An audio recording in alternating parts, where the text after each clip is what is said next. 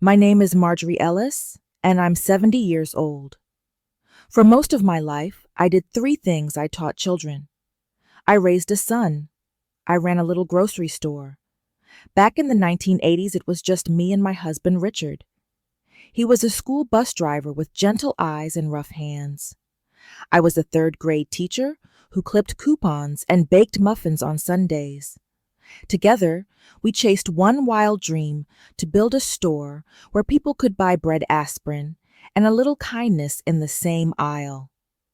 So we bought an old rundown building on Oak Ridge Avenue. The floor creaked. The paint peeled. But we painted it yellow with our own hands and named it Ellis Market. I still remember our first sale. An old man bought a pack of chewing gum and said he liked the smell of lemon polish in the air. That night, Richard and I laughed like teenagers in love. After teaching all day, I stocked canned beans till 9 p.m. And when Richard passed away 5 years ago, I kept going. The store became my reason to breathe. People called me Miss Marjorie. Children I once taught came back as adults holding babies of their own. They still asked for their favorite candy bars or the soap their mothers once used. I remembered it all. Then one day, my son Lucas walked in. He had a Bluetooth headset in one ear and a cup of coffee in the other.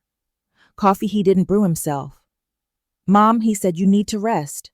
Let me take over the store. You've done enough." I looked at him, the boy I stayed up for during fevers and nightmares. I believed him.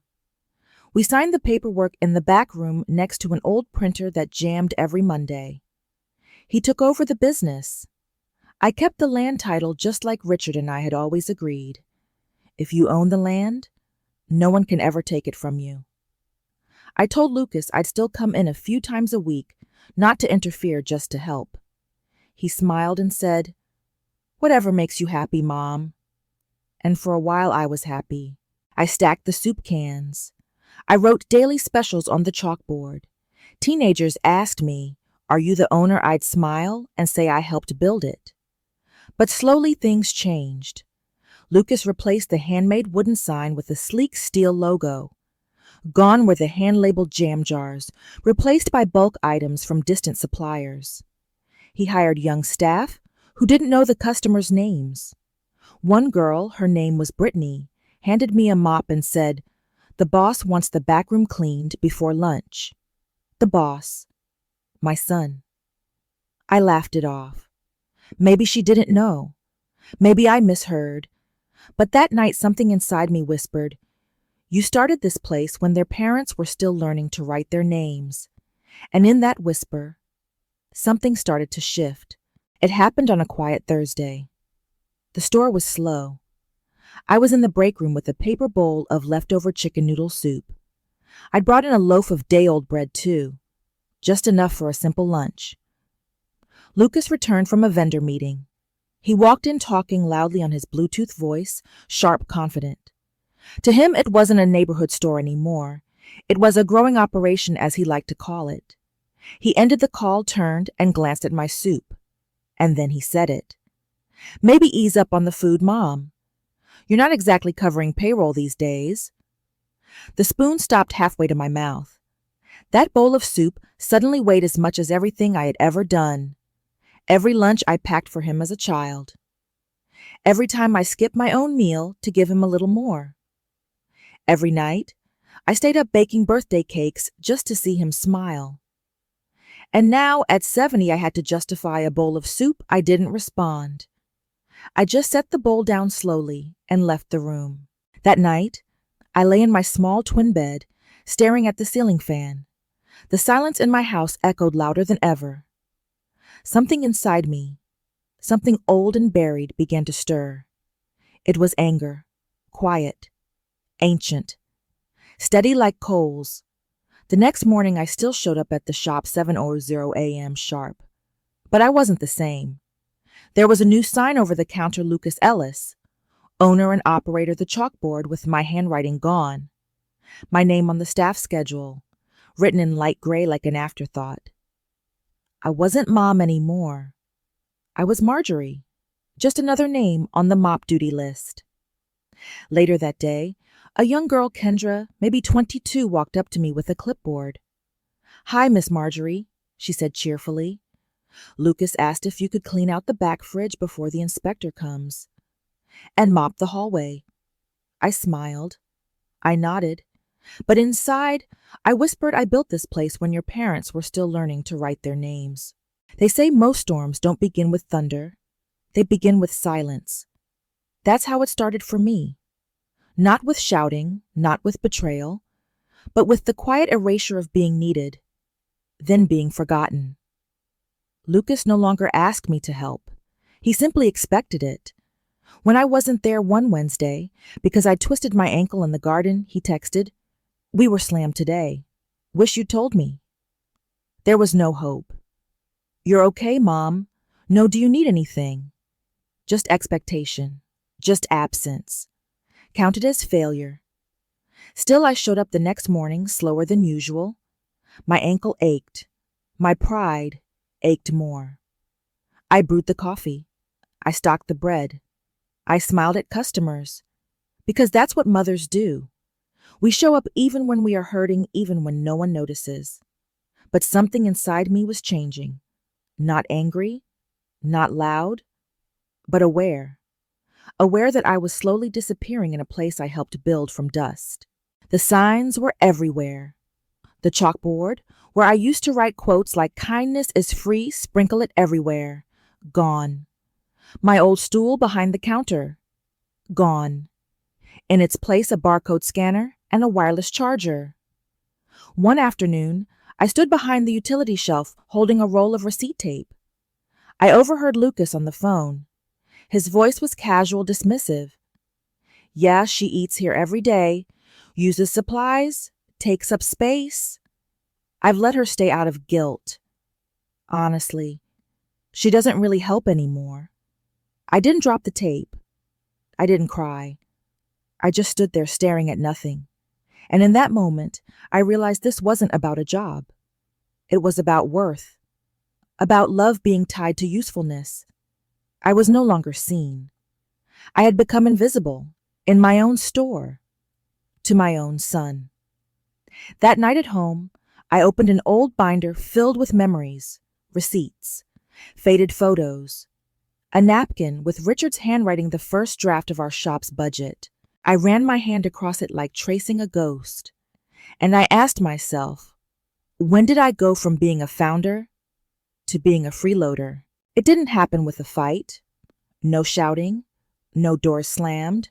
No one told me to leave. But somehow I was gone. And the day I realized it, that changed everything. It was a Tuesday.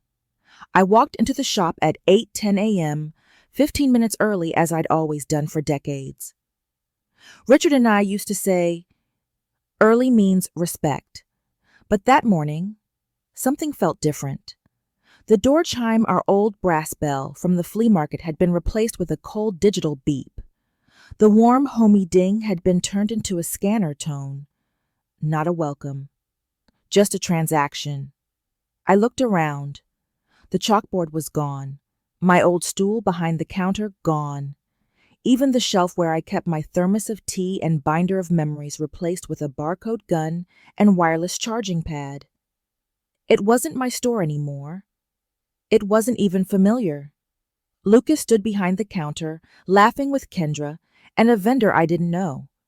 They were talking about TikToks and shelf redesigns. I said, "Morning." Lucas didn't turn around. He just nodded. "Yeah, hey." Then I heard the vendor ask, "So you run this place all by yourself?" And Lucas said, "Pretty much. My wife helps with admin. We streamlined everything since we took over. It used to be kind of old school. We took over. Used to be. Like I had never been part of it. Like the store had built itself." Something in me broke, but quietly. Later that day, a longtime customer walked in. Marta, sweet Marta. She saw me and lit up. "You're still here, Miss Marjorie. You're the heart of this place." Before I could answer, Lucas called out from across the store, "Oh, she's just visiting." She retired last year. I smiled, I nodded, I lied, just to avoid the sting of explaining. At lunch, I sat alone in the back with a sandwich from home. No soup, no shared fridge. I'd learned that lesson, and as I chewed, I heard Lucas again talking on the phone. Yeah, she's still around sometimes. Hard to say no, you know. It's like legacy guilt. But she's not in charge. Just likes to feel included. Legacy guilt. That's what I was to my son. Not a mother. Not a founder. Not a woman who built something from nothing. I was now guilt. That night I sat in my kitchen with the photo Richard and I had taken the day we opened the shop. He held the hammer. I held the brush. We were laughing. No one left in that store knew that photo existed. No one remembered who built the walls. No one saw the nights I skipped dinner to count pennies by flashlight. Because I had stopped correcting them. Stopped reminding them. Because speaking up made me feel desperate. And desperate is something I promised I'd never become. Some moments in life don't shout. They whisper. But if you're listening closely enough, they change you forever. It was a regular afternoon, warm still, with the sound of humming freezers in the background. I walked into the break room, looking for a pen, and found a stack of papers left on the table. A proposal. The top page had the Ellis Market logo in the corner. Beneath it, bold letters rebranding strategy Q4 roadmap. I wasn't supposed to read it, but it wasn't hidden. And something in me, a tired, aching part, urged me to keep reading. The language was smooth, polished, professional. It talked about modernization targeting Gen Z digital signage influencer collaborations. But then came the second page, and one line froze my breath. Phase 3, complete separation from legacy identity. Phase out Ellis family story in all public materials. I stared at it. My name, my story. My entire life's work to be phased out. Not mentioned, not respected. Just quietly erased. For branding purposes. I sat down. That chair had never felt colder. Never felt more like a stranger's seat. It wasn't just a plan. It was confirmation. A quiet execution of everything Richard and I had built. He wanted to rewrite the future by deleting the past. And I was the past. That was the moment. Not the soup, not the mop. Not even when he said I'd take up space. No, it was this sentence, this paper, this casual decision to erase us. I didn't cry. I walked out without a word, didn't clock out, didn't say goodbye. I just left. Back at home, I sat on my porch and watched the sky shift from orange to purple. The air smelled like grass and old cedar. I could hear the wind in the neighbor's wind chimes. Everything felt still except my hands. They were trembling, because now I knew they weren't going to give it back. Not the credit, not the kindness, not even a thank you. If I wanted it back, I'd have to take it. That night, I didn't sleep. I sat at my kitchen table, lights dim, the house quiet except for the ticking clock and the hum of the old fridge. In front of me lay a drawer I hadn't opened in years. Inside, a faded manila folder, legal papers, copies of the original lease, receipts, a photo of Richard standing proudly in front of the shop, hammer in hand, and the one thing that mattered most, the land deed. I unfolded it slowly, feeling the weight of every crease. This paper didn't just represent land. It represented roots, history, ownership, and above all, it represented power. I whispered to the empty room, "He doesn't even know. The ground he stands on isn't his." It was true. Lucas had everything, logo, staff systems, shelves. But the one thing he didn't own, the foundation beneath it all, was still mine. The next morning, I made a call. Not to Lucas, not to the store, but to a boy I once taught in 3rd grade, David Kim. He's not a boy anymore. He's 42 now, a city councilman. The last time I saw him, he was 9, and gave me a crumpled note that read, "You're my favorite math wizard." I left a message on his office line. That evening he called back. His voice was warm. "Miss Marjorie, I thought about you just last week. I still calculate tips the way you taught me 10%, then double it." I smiled for the first time in weeks. "David," I said softly, "I need a favor, not money, just a meeting." We met at a quiet diner off 5th Street the next day. I brought the manila folder. David listened, didn't interrupt, didn't offer pity, just understood. When I laid the deed and the original documents in front of him, he frowned. "You still own the land?" "Yes." "And Lucas doesn't know?" "No." He leaned back, exhaling slowly. "Miss Marjorie, you're sitting on the fuse he built his empire on, and he doesn't even know the foundation doesn't belong to him." I looked down at my teacup. The steam had gone cold, but something inside me was warming. "Do you want to burn it down?" David asked. "Or build something new?" I didn't answer right away. But I knew this much. They weren't going to hand me back what they took. I had to reclaim it myself. I didn't yell. I didn't confront Lucas. I didn't tell him what I was about to do, because this wasn't about revenge. It was about truth, about finally choosing me. The next morning, I took the bus alone to the county records office. The clerk at the desk looked barely 20. She smiled politely. "Filing something for your parents' estate." I smiled back, calm as ever. "No, sweetheart. It's mine. All of it." She blinked. I handed her the land deed and ID, requested a full notarized copy, filed the termination of usage rights. That meant Lucas would get a notice in writing in 2 weeks. He wouldn't see it coming. Back home that evening, I sat on the porch with a cup of tea. My hands, swollen from age and years of labor, held the papers firmly. I didn't need anyone's permission to feel proud. This paper meant something. It was the story they tried to erase, written in ink and law. I hadn't disappeared. They just stopped looking. Lucas didn't know what I'd done.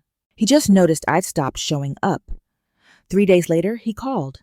His voice sounded unfamiliar, tense, polite, measured. "Hey, Mom, haven't seen you. Thought we could go over the Q4 calendar together." I answered steady. "I've been busy." I didn't explain. And he didn't ask. But he knew. I knew he'd soon get the legal letter. I knew he'd realize, maybe for the first time, that the ground he stood on wasn't his. And for the first time in years, I didn't feel small. I felt exact, anchored, whole. The legal notice arrived on a Wednesday. I knew because that was the day the wind picked up earlier than usual. The air felt electric, like something was shifting. Even the birds seemed quieter. I didn't get a call right away. Lucas waited until the next morning. When he finally rang, his voice cracked like a man trying to sound calm while the ground split beneath him. "Mom, what is this? The lease is being terminated. You're evicting me?" I didn't raise my voice. I didn't apologize. I didn't soften the truth. I just said, with a voice steady as stone, "You've had a good run, Lucas, but the land's mine. It always has been." Silence. Not just from him, but from everything. It was as if the wind stopped too, waiting to hear what he'd say next. And then, like a child scolded for the first time, his frustration spilled out. "I don't understand. This isn't how we do things. We're family." Family. The same word he used when he let staff assign me mop duty, when he laughed at vendors calling me free labor, when he called me legacy guilt. Now suddenly we're family. I remembered all of it. I remembered the soup I had to earn, the chalkboard he erased, the stool he removed, the woman he pretended never built anything. And yet, I wasn't angry. I was finished. "I'm not mad at you, Lucas," I said softly.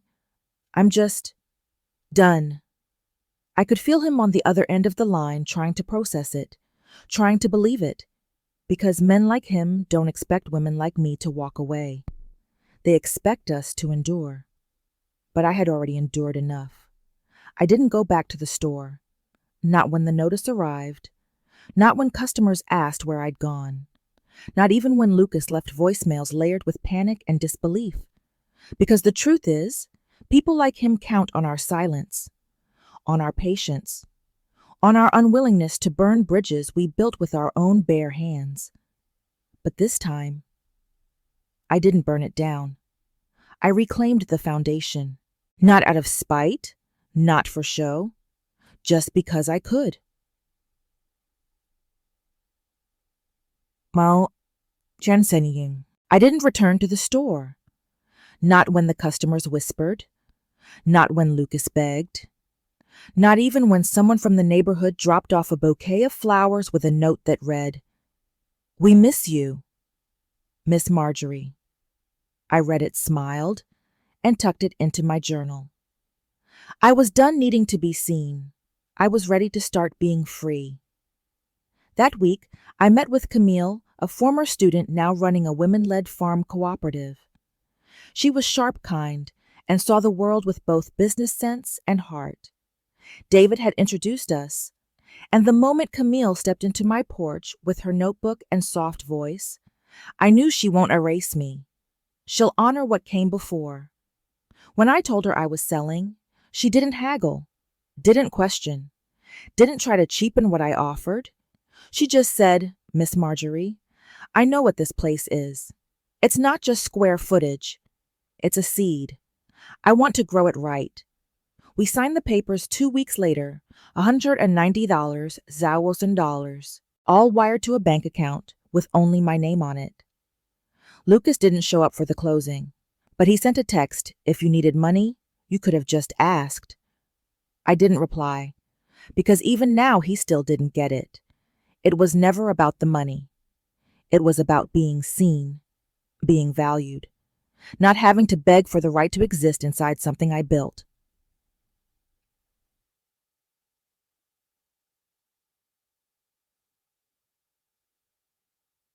A week later, I went to the local community foundation office. The receptionist asked, "What kind of legacy gift would you like to create?" I said one that lasts longer than a plaque. I want a scholarship for girls raised by grandmothers, for the quiet ones who say thank you when no one listens, for daughters of single mothers who carry 3 jobs and still show up for parent-teacher night. We named it the Richard and Marjorie Ellis Fund, because he deserved to be remembered too, because our love built more than a store, it built space. I didn't keep a dime. I paid off my home loan and gave the rest to the scholarship. I didn't need more. What I needed was peace. And peace doesn't live in ownership. It lives in release. The store reopened that summer under a new name, the Corner Collective Homegrown Goods, powered by women. And this time, it wasn't just a slogan. It was truth. Camille invited me to the grand opening. I told her I didn't need a microphone, didn't need a speech, didn't need a chair with my name on it. "I just want to stand in the back," I said, "and watch it live again." So that's what I did. I wore Richard's old cardigan, a red scarf I knitted myself, and leaned lightly on a cane I only used when the breeze turned sharp. No one recognized me, but I recognized myself. Camille saw me across the room and gave a small nod, and that was enough. After the crowd left, she came over and handed me a small box. Inside a wooden sign, hand-carved like the one Richard made all those years ago. It read, "The Ellis Bench for Rest, Reflection, and Remembering. In honor of those who planted first." I didn't speak, just touched the grain of the wood and nodded. It wasn't just a tribute. It was proof. Someone remembered. Back at home, my days were quiet again, but no longer empty. The tomatoes in my garden bloomed full and red. I started teaching knitting on Saturdays at the library. The children's section invited me to read aloud once a month. No camera, no applause, just eyes looking up and little hands reaching for stories. I didn't need a calendar anymore to feel useful. I didn't need anyone else's permission to feel alive. One morning I passed by the mirror. I saw myself, really saw her. Not because I looked younger, but because I looked at peace. Not smiling for someone, not shrinking to stay welcome. Just present.